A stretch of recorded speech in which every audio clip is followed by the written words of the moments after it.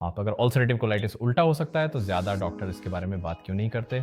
यह video ulcerative colitis की देखभाल और रिकवरी से जुड़ी भ्रांतियों को दूर करने के बारे में है। हम उन 4 मुख्य कारणों के बारे में बात करेंगे जिनकी वजह से अल्सरेटिव कोलाइटिस के मरीज अपनी लक्षणों को हमेशा के लिए उलटने के लिए ज़रूरी मदद नहीं पा पाते।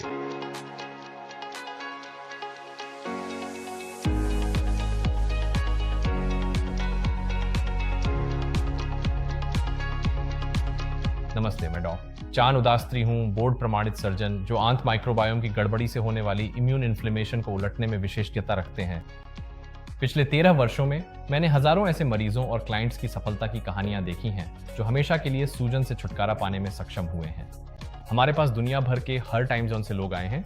उन्होंने हमारे कोचिंग प्रोग्राम और क्लिनिक के ज्ञान और प्रोटोकॉल का उपयोग करके शानदार परिणाम हासिल किए हैं और अल्सरेटिव कोलाइटिस को हमेशा के लिए उलट दिया है। ये वीडियो उन कुछ बेहद महत्वपूर्ण जानकारियों में गहराई से जाएगा जिन्हें अल्सरेटिव कोलाइटिस पर होने वाली चर्चाओं में छोड़ दिया जाता है। हम उन शीर्ष 4 कारणों पर भी चर्चा करेंगे कि यह जानकारी व्यापक रूप से क्यों नहीं जानी जाती। नंबर 1, डॉक्टर अब भी जेनेटिक्स को दोष देते हैं। एक बड़ा मुद्दा है जिसे मैं ज्ञान का अंतर कहना चाहूंगा। असंख्य अध्ययन दिखाते हैं कि आंत माइक्रोबायोम की गड़बड़ी ही वास्तव में सूजन की असली वजह है, जिसमें अल्सरेटिव कोलाइटिस भी शामिल है। और यह महत्वपूर्ण जानकारी अब भी मुख्य धारा की मेडिकल चर्चाओं में शामिल नहीं हो पाई है। यहाँ 2020 का एक अध्ययन है जो अल्सरेटिव कोलाइटिस में आंत माइक्रोबायोम की भूमिका को उजागर करता है और यह बताता है कि माइक्रोबायोम में असंतुलन किस तरह इस बीमारी में योगदान देता है। यहाँ 2021 का एक और अध्ययन है जो बताता है कि आंत माइक्रोबायोम में असंतुलन अल्सरेटिव कोलाइटिस की प्रगति में कैसे योगदान देता है और यह पुष्टि करता है कि लक्षित आहार संबंधी रणनीतियां अधिक प्रभावी व्यक्तिगत समाधान के लिए आशाजनक हैं। इसके अलावा बहुत सारे शोध यह भी उजागर करते हैं कि आहार, पाचन, नींद, तनाव और व्यायाम जैसे कारक अल्सरेटिव कोलाइटिस में सूजन को काफी हद तक प्रभावित कर सकते हैं। यहाँ 2022 का एक अध्ययन है जो अल्सरेटिव कोलाइटिस पर आहार और सप्लीमेंट्स के प्रभाव की जांच करता है और यह बताता है कि भोजन के कुछ घटक इस बीमारी के प्रवाह को काफी हद तक प्रभावित कर सकते हैं, जो आंत माइक्रोबायोम की संरचना और कार्य में बदलाव लाते हैं। और यहाँ 2020 का एक अध्ययन है जो जीवन शैली के कारकों के अल्सरेटिव कोलाइटिस पर प्रभाव की चर्चा करता है, जिसमें यह जोर दिया गया है कि व्यायाम से फ्लेयर और थकान कम हो सकती है, जबकि मोटापा, तनाव और खराब नींद लक्षणों को और बढ़ा सकते हैं। फिर भी किसी कारणवश ये एक जिद्दी धारणा है कि जेनेटिक्स ही अल्सरेटिव कोलाइटिस के परिणामों के लिए सब कुछ है। ये ऐसा है जैसे आपके जीन आपकी किस्मत तय करते हैं। ज्यादातर अल्सरेटिव कोलाइटिस वाले लोगों के पास वही जीन पहले भी थे जब वे बीमार नहीं थे और स्वस्थ थे। तो फिर हो क्या रहा है?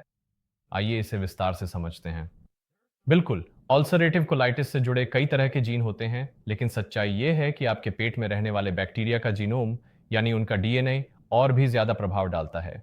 ये वही बात है जो मैं अपने क्लाइंट्स को एक मेंबरशिप कोर्स में सिखाता हूं और यहां मैं आपको भी बता रहा हूं। हालांकि इंसानों के दर्जनों जीन होते हैं। याद रखिए, मैंने कहा था कि ये जीन ऑन और ऑफ हो सकते हैं। ये इस बात पर निर्भर करता है कि आप कैसे व्यवहार करते हैं और ट्रिगर्स पर कैसे प्रतिक्रिया देते हैं। और ये पर्यावरणीय ट्रिगर्स क्या हैं? ये पर्यावरणीय ट्रिगर्स हैं डाइट, पाचन, नींद, तनाव और व्यायाम, यानी ये 5 सबसे बड़े कारक हैं। अक्सर हम डॉक्टरों से यही सुनते हैं कि जेनेटिक्स ही सूजन का कारण है, लेकिन मैं इस कहानी में कुछ और जोड़ना चाहता हूं। शरीर की हर कोशिका में एक नाभिक होता है जिसमें डीएनए मौजूद होता है। ये डीएनए शरीर में विभिन्न कार्यों के लिए एक रेसिपी बुक की तरह काम करता है, जिसमें सूजन भी शामिल है। तो जीन एक तरह की रेसिपी बुक है और अगर आप इस रेसिपी बुक को मान लीजिए किसी बेकरी में ले जाएं तो वे स्कोन बना सकते हैं। अगर आप इसे किसी कैफे में ले जाएं तो वे सूप बना सकते हैं। तो वही रेसिपी बुक शरीर के अलग अलग हिस्सों में अलग अलग चीजों के लिए निर्देश देती है। डॉक्टर माइक्रोबायोम को ठीक नहीं करते। डॉक्टरों को तो यह भी नहीं पता कि कौन सी असंतुलन प्रासंगिक है। मैं इसे बहुत आसान बनाने जा रहा हूं। माइक्रोबायोम में असंतुलन सूजन का कारण बनता है। हम यह जानते हैं क्योंकि 80% इम्यून सिस्टम आंत में होता है और वहां खरबों बैक्टीरिया, वायरस, फंगस और इम्यून कोशिकाएं होती हैं जो सभी मिलकर सूजन पैदा करने के लिए आपस में क्रिया करती हैं। लेकिन यहां एक समस्या है, डॉक्टर माइक्रोबायोम को ठीक नहीं करते। कम से कम फिलहाल डॉक्टर 2-3 अलग अलग श्रेणियों में आते हैं। कुछ ऐसे हैं जो मानते ही नहीं कि माइक्रोबायोम का क्रोहन रोग या सूजन में कोई भूमिका है। कुछ गैस्ट्रोइंटेस्टाइनल जीआई डॉक्टर ऐसे हैं जो जानते हैं कि माइक्रोबायोम की इसमें भूमिका है, लेकिन यह नहीं जानते कि वास्तव में कौन से असंतुलन प्रासंगिक हैं। और फिर कुछ ऐसे हैं जो कभी कभी असंतुलन की जांच तो करते हैं, लेकिन कारण और प्रभाव की भविष्यवाणी नहीं कर सकते, इसलिए वे इन्हें ठीक करने के लिए सामान्य प्रोबायोटिक्स का इस्तेमाल करते हैं। और फिर कुछ ऐसे हैं जैसे मैं, जिन्होंने बैक्टीरिया की व्यक्तिगत उपप्रजातियों के प्लाज्मिड स्तर के डीएनए गुणों और फेनोटाइपिक प्रतिक्रियाओं का अध्ययन किया है। और सावधानीपूर्वक उन उप प्रजातियों को चुना है जो वास्तव में क्रोहन रोग की सूजन को कम करने में असरदार साबित हुई हैं। आंत माइक्रोबायोम का पुनर्संतुलन सटीक और प्रमाण आधारित होना चाहिए, न कि बेतरतीब और अव्यवस्थित। इसके अलावा इसमें बैक्टीरिया के एक समूह के भीतर उन व्यक्तिगत उप प्रजातियों को भी ध्यान में रखना चाहिए जिनके पास वास्तव में सूजन को हल करने के लिए आनुवंशिक प्लास्मिड होते हैं। सिर्फ इसलिए कि कोई आंत माइक्रोबायोम टेस्ट ये कहता है कि आपको डिस्बायोसिस, ओवरग्रोथ या लीकी गट है, इसका मतलब ये नहीं है कि आप बस आंख बंद करके उन स्ट्रेन्स को बदल दें जो कम है। और वास्तव में ये रणनीति कभी काम नहीं करती और लोग मुझे लगातार फोन करते रहते हैं, मुझसे पूछते हैं कि इन असंतुलनों को सही तरीके से कैसे ठीक किया जाए। अल्सरेटिव कोलाइटिस के पीछे की सूजन को वास्तव में दूर करने के लिए हमें इसकी जड़ कारणों पर ध्यान केंद्रित करना होगा। दूसरी बात, वे अल्सरेटिव कोलाइटिस के लिए फाइटोन्यूट्रिएंट्स की उपचार शक्ति के बारे में नहीं जानते। आइए फाइटोन्यूट्रिएंट्स के बारे में बात करते हैं। ये क्या होते हैं और अल्सरेटिव कोलाइटिस को प्रबंधित करने में ये क्यों महत्वपूर्ण है? जब हम अपने क्लाइंट्स के लिए फाइटोन्यूट्रिएंट्स पर केंद्रित डाइट तैयार करते हैं तो हम उनकी पोषण संबंधी आवश्यकताओं का सावधानीपूर्वक ध्यान रखते हैं और किसी भी अन्य चिकित्सीय स्थिति का ध्यान रखते हैं जिस पर हर्बल दवाओं या प्राकृतिक सप्लीमेंट्स का प्रभाव पड़ सकता है। सिर्फ इसलिए कि कोई चीज ऑनलाइन लोकप्रिय है, इसका मतलब यह नहीं है कि वह प्रभावी या सुरक्षित है। हमारा लक्ष्य है कि अप्रभावी सप्लीमेंट्स के उपयोग को कम से कम किया जाए और उसकी बजाय सुपरफूड्स और आवश्यक सूक्ष्म पोषक तत्वों को सीधे आहार में शामिल किया जाए। जब मैं सूक्ष्म पोषक तत्वों की बात करता हूं तो मेरा मतलब विटामिन, मिनरल्स और फाइटोन्यूट्रिएंट्स से है। ये एक पोषक तत्वों से भरपूर आहार की नींव है जो उपचार में सहायक होता है। मैक्रोन्यूट्रिएंट्स, कार्ब्स, फैट्स और प्रोटीन भी उतने ही महत्वपूर्ण हैं। इन पोषक तत्वों के सही अनुपात को हर दिन संतुलित करना अल्सरेटिव कोलाइटिस और सूजन से जुड़ी चयापचय असंतुलन को दूर करने में मदद कर सकता है। लेकिन बात यह है कि अगर आप इन अनुपातों को गलत कर देते हैं तो उपचार नहीं हो पाएगा। और यही कारण है कि इन सभी पहलुओं को सटीकता के साथ अपनाना बहुत जरूरी है। मेरे पास अल्सरेटिव कोलाइटिस के लिए आदर्श आहार पर एक पूरा वीडियो है, तो इसे इस चैनल पर जरूर देखें। तीसरा बिंदु, यह एक महत्वपूर्ण बात है। डॉक्टर और गैस्ट्रोएंटेरोलॉजिस्ट के पास मरीजों को सही तरीके से मार्गदर्शन देने का समय नहीं होता। आप में से कितने लोग गैस्ट्रोएंटेरोलॉजिस्ट के पास गए हैं और वहां पहुंचने पर डॉक्टर सिर्फ 15 मिनट में अंदर बाहर हो जाते हैं? वे बस टेस्ट, दवाइयों और परामर्श की बात करते हैं। आहार पर चर्चा कहाँ है? पाचन, नींद, तनाव, व्यायाम, आघात, सप्लीमेंट्स या जीवन शैली में बदलाव की बात कहाँ है? इनमें से कुछ भी नहीं होता। हमारे क्लिनिक के कोचिंग प्रोग्राम में यह पूरी तरह अलग है। असल में हमारे कोचिंग क्लाइंट्स के साथ पहले कुछ हफ्तों में औसतन 200 से 300 बार संवाद होता है और यह हर व्यक्ति के लिए है।